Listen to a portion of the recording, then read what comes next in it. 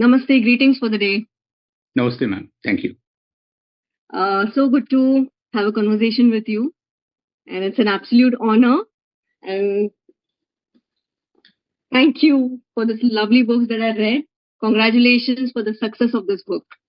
Thank you very much. It means a lot to me. I've read it and thoroughly enjoyed and cherished everything. I've tried to absorb it, and I'm excited to talk to you about the book. So, without any further ado, can I just ask you questions related to the book, sir? Absolutely. Okay. So let me just talk about Unquit Forever. Your book, Unquit Forever, introduces the concept of Sherpas who guide us through adversities. So who were those special Sherpas in your life? If I name one, of course, the others' feelings will be hurt. But again, there were people already in my life, from my grandma to my daughter. But the unique thing is... My G. Absolutely. Correct. My G. Yeah. And thank you. But the unique thing is, sometimes when I need, the most random person appears. Like, for example, when I ran the marathon, I don't know her name. This African American black female cop shows up. And if she didn't help me, there would be no marathon, nothing like that. So every Sherpa magically appears, expects nothing, and moves me to the next place. And I'm truly grateful. And I'm so glad you started the conversation talking about them. Absolutely. I think in a way, I was also divinely guided to read this book because the title itself drew me in. Keep yourself in the game. I know in my personal journey as well, many a times I've tried to just given up on myself. Mm-hmm. I knew I had the talent. I knew I have everything what it takes, but due to circumstances which really, screw up your mind. Totally. So this book came in at that time. And it was like, keep yourself in the game. That's what I registered it in my mind, So it was divinely guided, as you said. And I'm so glad about your journey, because at the end, you have amazing talent, but you don't control what life throws at you. Absolutely. But what has made you very successful is your good intent, your self-belief, and your best of it. And that's what makes you successful. And I'm truly appreciate hearing about you and your journey. Yeah. And even while reading the book, I could really relate to it. Like, you have also gone through so many hardships in your life, balancing your work life and personal life. And in the sense, like, you couldn't give your total self to this, your family as well. You were always in that situation where you have to balance. It's very tough, sir. Like, it's easier said, but it's very tough. And I really appreciate that you put everything in your book and came out, like, literally shared your soul with people. It takes courage to share your journey. Thank you. Also you have to look at, when you and I go through a tough day individually, there's somebody on the planet who's going through even a tougher day. And a second also is to be truthful. When you are going through a tough day, you must also remember to be truthful, which means tomorrow may not be easier. So you have to fight today, knowing tomorrow could be difficult, and you won't give up tomorrow, day after. And that, I think, is the bigger thing, is not just a one-day fight. It's a fight for every day moving forward. Yes. Yes. Like showing yourself up, every single day. Absolutely. With a smile. With a smile. Yes. My next question is, what was the biggest challenge you faced while writing the book? Like both the books.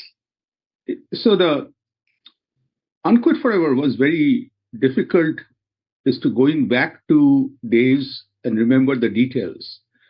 And I don't think I've cried that much in front of my laptop ever.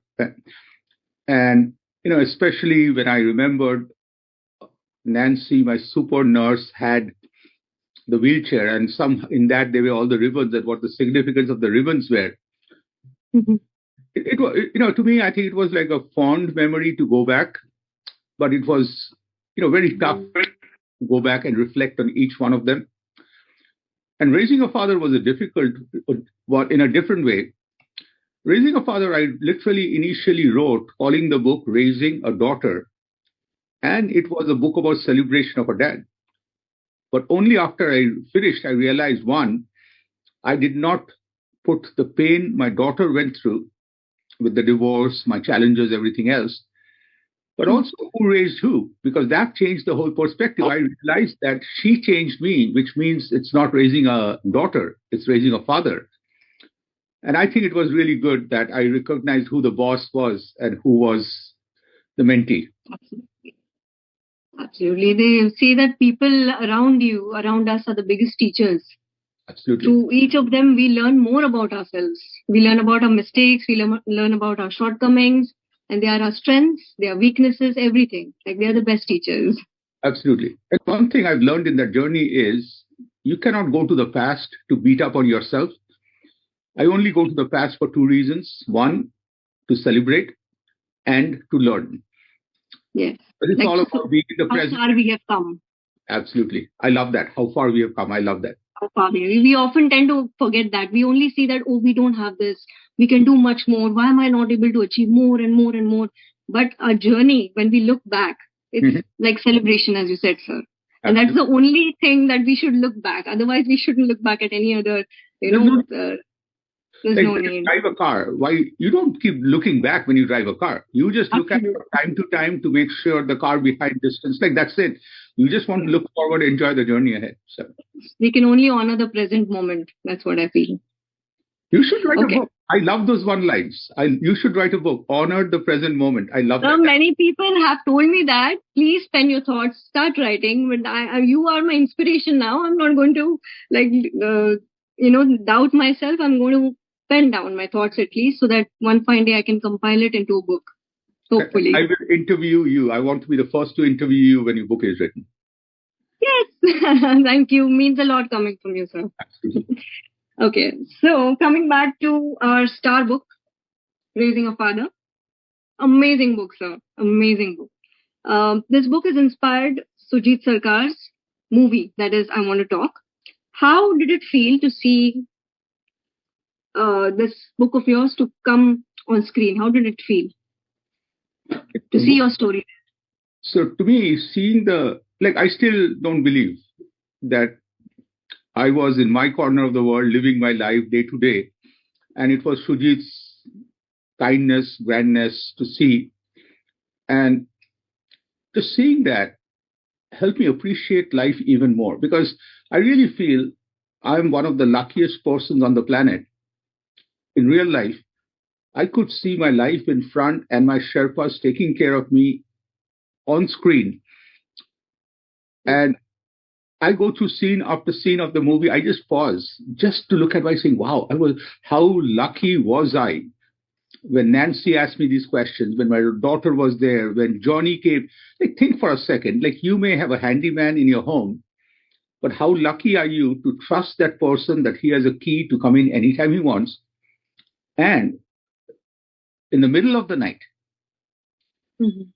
if you're not well, the person comes, sits there just to make sure Neha is okay, Arjun is okay. Like that, I think, is such a blessing. So watching the movie was a reflection and appreciation and celebration of every person. Wow, it's giving me goosebumps when you're talking about it because the similar things have happened in my life. And that's why I told you, sir, this book is coming at the right time, which is really helping me to grow personally as well as professionally, spiritually, and in all ways. I love that. Okay. And what was it like receiving praise from the legend, Mr. Amitabh Bachchan? You were on the show also, sir, if I am. I was on KVC, and right. As I was walking to KVC, somebody in the team had videoed my walking there. Initially I wanted to pinch myself, even just bite myself to see I'm there. But then something changed. I just looked at and I felt that it has been close to 10,400 days. And I said, this is the reward. Like when you hang in there every day and you're doing it just because you want to, life throws in amazing rewards that you deserve and you have earned. Like, I always believe in being humble. But I also think there are times, just like that song from Sound of Music, I must have done something good. Mm-hmm. You earned it, you deserve it. I think it's okay to give yourself credit and do a little fist pump by saying, me, Neha, I did good. Me, Arjun, I did good. Because I think that is very important. And that was the moment of course, then after that, when I see Big B again and when he praises me, I'm like, keep it going, sir. This is awesome. Like, I can't hide my smile. But it was such an amazing moment. I'm sure it must have been like a life is coming like a full circle moment for you. Totally, totally. And your daughter, Raka, she's played a crucial role in shaping your journey as a father. So, what's the most valuable lesson she has taught you? To be present. I'll give you a very simple example and imagine that's happening in your life with your dad. Okay. So one time Raka came to me for a hug. And as she got inside my shoulders, she was having a tough day. After a few seconds, I started patting her. And she looked up, still in the hug, and said, Dad, do you understand what it means? I was like, what? She said, it means you're saying that's enough. That's enough. She says, when I am in a hug with my dad, I will be in the hug as long as I need to and I want to. And that was a big aha for me, was being present every time. It doesn't matter what we do, but being present, like to the point where there are people in your life, in everybody's life. Right now, if that person calls, you need to put me on hold to take that call. Because that person is, and that's what I've learned, is being present means knowing those few people. To me, it's my daughter, my wife, my mom, my brother. They are core people. Yeah. Also in the book, I remember that those two friends of yours, I forgot the name, I'm sorry, but your friends have really helped you. They've been there throughout the journey when you were fighting the disease or, And they have zero expectations. They have zero expectations. They're always there. Like, that's the coolest thing about those people is, if Absolutely. I thank them, they just get embarrassed. Like, they don't know, why am I thanking? Yeah. So what was her first reaction when she saw her dear dad's creation come alive on screen? So in the journey of the movie, it was very important that Raka did not want to be directly involved, because she does not get defined by me. I get defined by her. So even we have changed her name in the movie to be Rhea. And, we watched the movie at home, so she could not watch it in the theaters. And that night, I was very tense before the movie starts. And movie starts, first half, she watches, we wanted to pause. Second half, she's like, no. She was literally sitting on the floor with the pillow, getting close to the TV. Oh, my God. And, what we learned at the end was, real life Raka is, of course, little different from real life Rhea. And it's through this creation and how he has put everything into ours. But that opened a lot more discussions in our life. And that was what I've learned is, when our kids are home, we get them for 24 hours. We don't appreciate the time. Now she's a professor. I get to see her 3 or 4 times a year. Every minute now is like, I want to celebrate every second. So Absolutely. Reflection, the movie connected us as such a deeper level, and it was a fascinating night. That's amazing. Like, it turned out to be a blessing and a huge gift for you as well as your daughter. For everyone, yeah. So, tell me, sir, this raising a father, it literally you poured your heart and soul into it while writing. So, was there a time like you had to stop, or the words weren't coming to you, or what was the process like? Did you feel like, should I continue or should I, So, raising a father, initially the book was written for Raka's Christmas birthday. Raka's birthday, and then I gave it to her just before Christmas. And, when I realized that I had written a very incomplete book, because Raka told me about her hurt feelings on every chapter. And I dropped the book totally. The book then somehow went from my daughter to my brother, who is a very competent director in Bombay. And my brother only calls me and says, I just read one of the worst written books with amazing potential.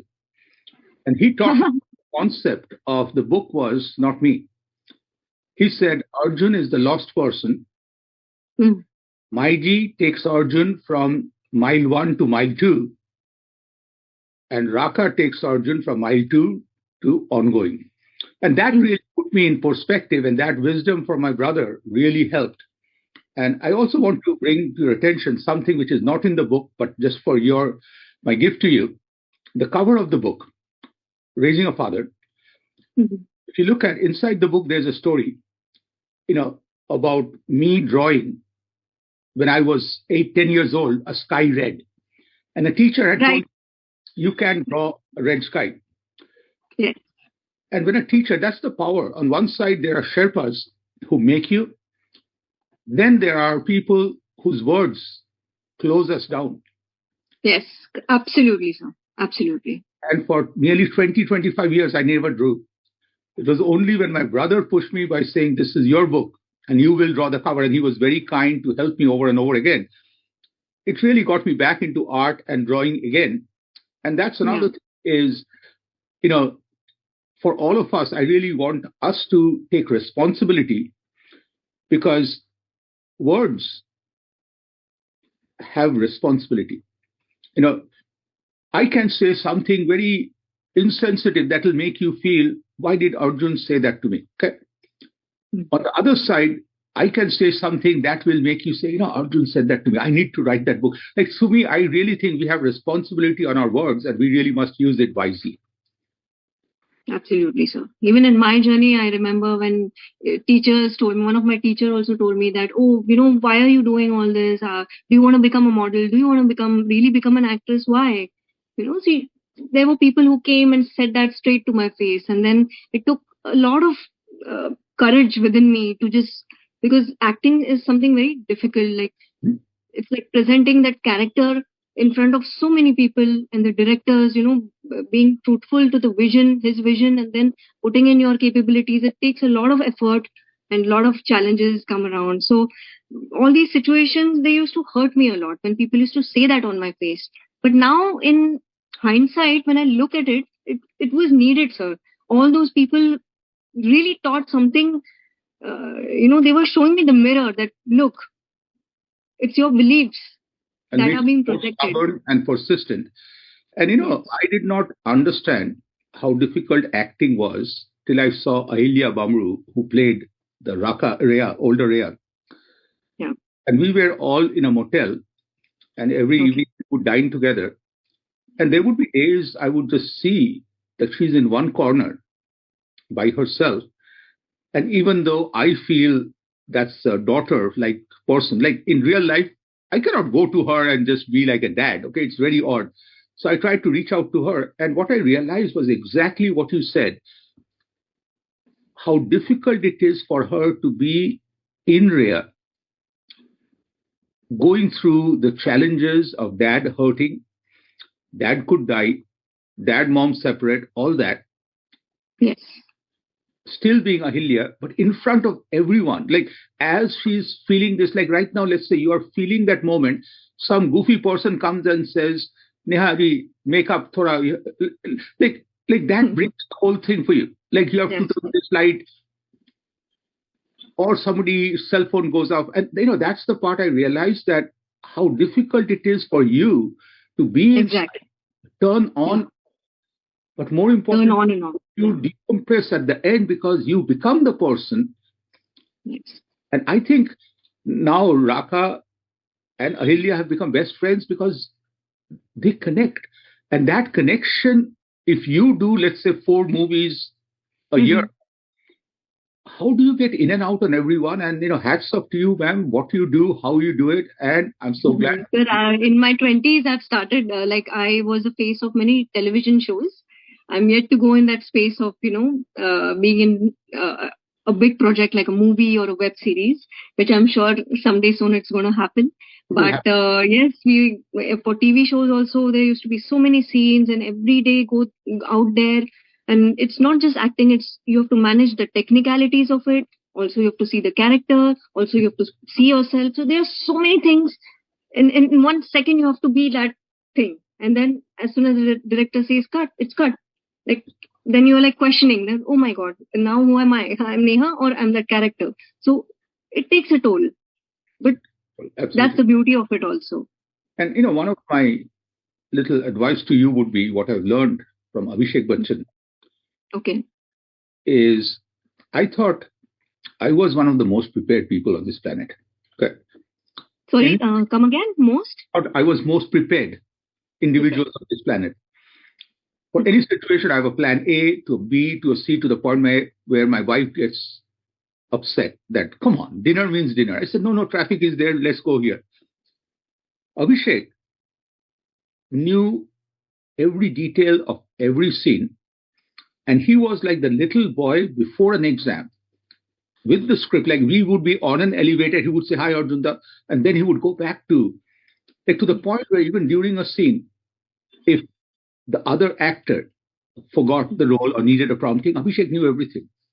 And finally, when I asked him in an interview, the first question I asked, how do you know everything? He's like, why shouldn't I? Like, it just was like, to me, that was the part, that level of preparedness that I saw in him. I told, to me, it was like Olympic level. Absolutely. Yeah, so much to learn from Mr. Amitabh Bachchan and Abhishek and their process, while being in front of the camera and acting, because ultimately it's not just saying the dialogues and all, it's like becoming that person, totally becoming that person. Mm-hmm. So lovely. And can you tell me, like Unquit Forever, was it like you wrote it in one go or in bits and parts? I wrote it over 24 days. So 24 days? 24 days. But before that, for 3 years or 2 years, I've been trying to write the book. It was not coming to me. Mm-hmm. So last year, I had to go for 25 days for treatment. And my daughter, my wife, we had this idea that every day, if I write 3,000-4,000 words, there'll be a book. And so Clint in my team, Kitana in my team, they would, every day it become like our family mini-series where I would write and share. And, sitting in a hospital cafeteria just gave me, like, I had to be there. And I'm so glad, based on their wisdom, I seized the opportunity. And the momentum was very important. Like, to me, in my mind, as I would write, before I went to bed that night, I could see what's coming tomorrow. Like, it was literally a mini series, and in the next episode tomorrow, this will happen. So it was really exciting, but being in the hospital and writing that was very important. Okay. It must have been absolutely tough for you. So I can't even imagine what you've gone through. But it's very bold of you to come and write and share your journey in front of so many people. It takes courage. Absolutely. And, here's also one thought I have is, when I wrote this book, and I don't say that negatively, I say that positively, I told myself, let me write this book as if this is the last book I will ever write. That I want to put everything in it. And that's, I think, is very important in life, that every day we live, we need to live with full effort, full happiness, everything.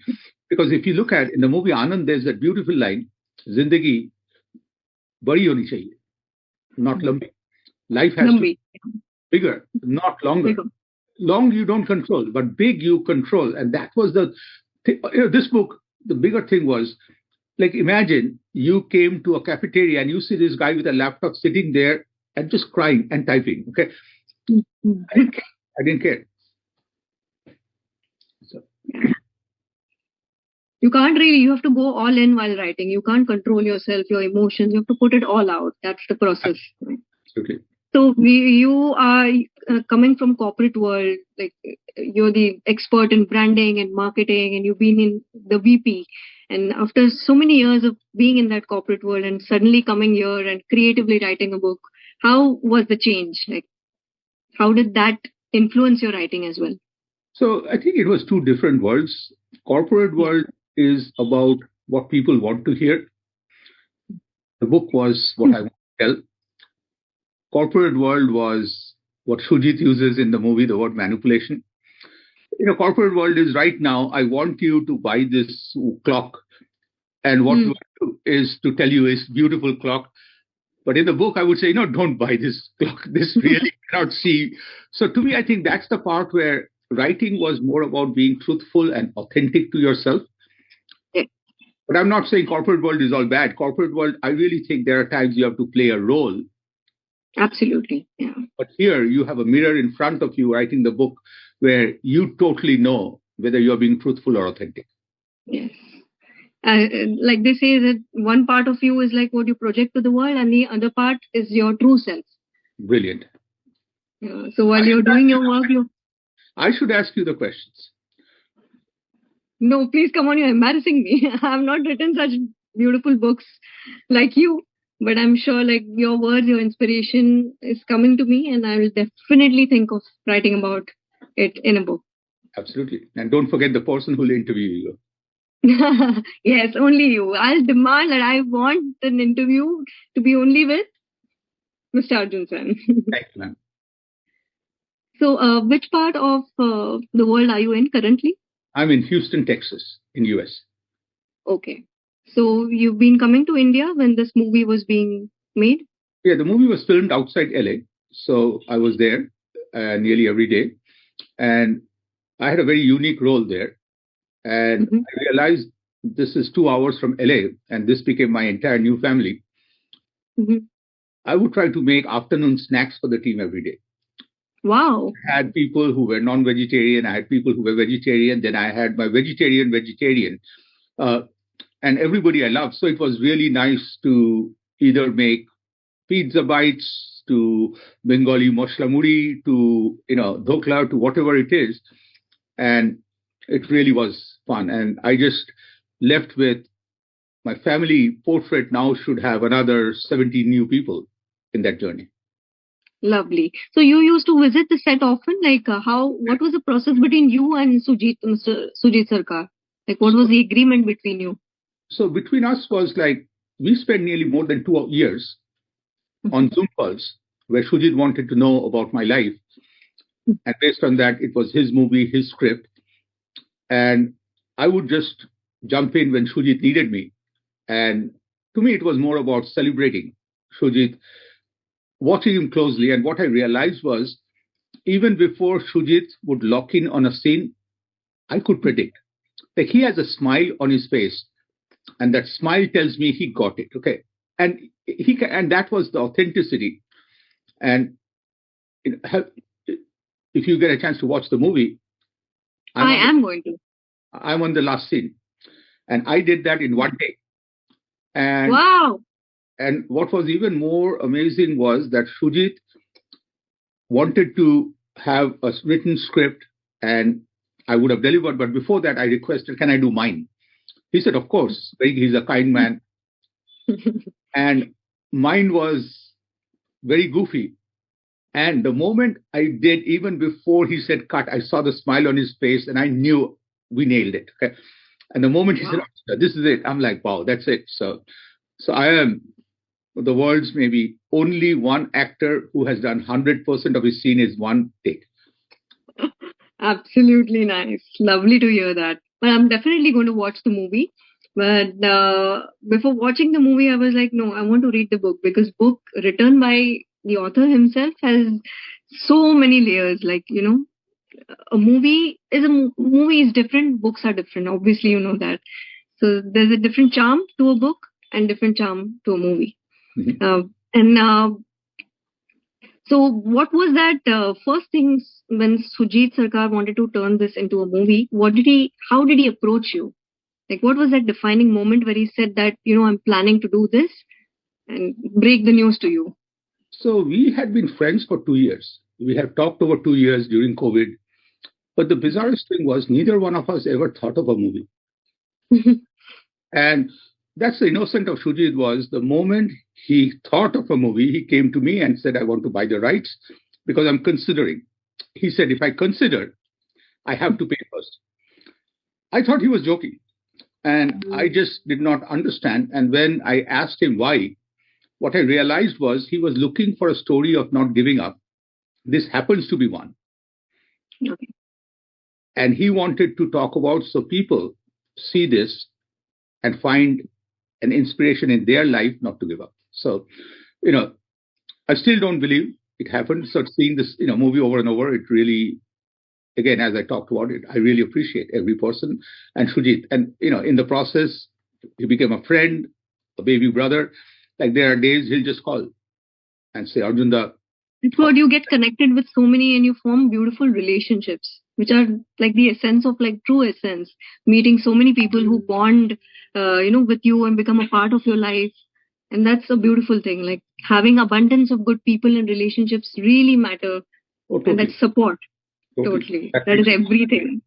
Like what you said, the Sherpas in your life, it feels so wonderful that there's some divine, infinite intelligence looking after you, caring for you, helping you in the time when you are, like rock bottom, when you hit, and how, circumstances happen, like people come in your life and you start to gain confidence back again in your life. That is beautiful. And I want to build on that. We also have a responsibility not to just take, but to give. Yes. Give. What I've learned is when things get tough, open the door. Let light come in, people come in. If not, go knock on people's doors. What can I do for you? There are times my wife, myself, we will cook instead of for 2 people, for 4 or 5 people. I take food to the neighbors just because. And, to me, I really think that we have a responsibility to help others unquit by reaching out. And that random act of kindness is very important in our lives. If you have that light, then might as well shine it out, and spread the light. And I've read it somewhere that what we think is from a limited perspective, but when you see it from a larger point of view, like if you, like you've also gone through cancer and all that, and for like life is not just about you, it's bigger. It has to mean something. Okay. Like if you've got a second chance at life, then it has to be about caring, feeding, and supporting others. Actually, I was through with all my questions. I just wanted to talk to Sir for a minute or two and then close the... That's rapid. Yeah, absolutely. Thank you. So yes, sir, thank you for your valuable time. And I'm sure that this book of yours is going to inspire so many people like it did to me. And I'm really, really glad I could talk to you, speak to you one-on-one. And there are so many things that I could now also later when we disconnect the call, and it will stay with me and help me also in my journey ahead. And definitely I'm going to write a book as well about this. And really hats off to you for dealing with your personal the setbacks and your health issues and everything, and coming out stronger like a warrior. There's so much to learn from you, because I know that people tend to give up soon, and your book Unquit Forever, like keep yourself in the game, is what is going to be there in my mind, like registered, completely etched now, because that is what matters, sir. Keeping yourself in the game. Thank you. And I want to also thank you personally and Evans for this. Absolutely. The journey is not about where you just go, but who is on the journey. And this interview couldn't have happened without Evans's hard work and your level of preparation and enthusiasm. I'm truly fortunate and blessed that I'm starting my day with energy from you. Thank you. You're like a mentor to me, sir. Your words will always be there with me now, and I will try to improve upon myself and go ahead in the journey. And thank you to Evans, as you said. He has been the Sherpa now, helping me to connect with you. And it was lovely talking to you, sir. Thank you. All the best to you. And give my regards to Raka, your family, and stay blessed and enjoy the day. Thank you. Thank you, sir. Namaste.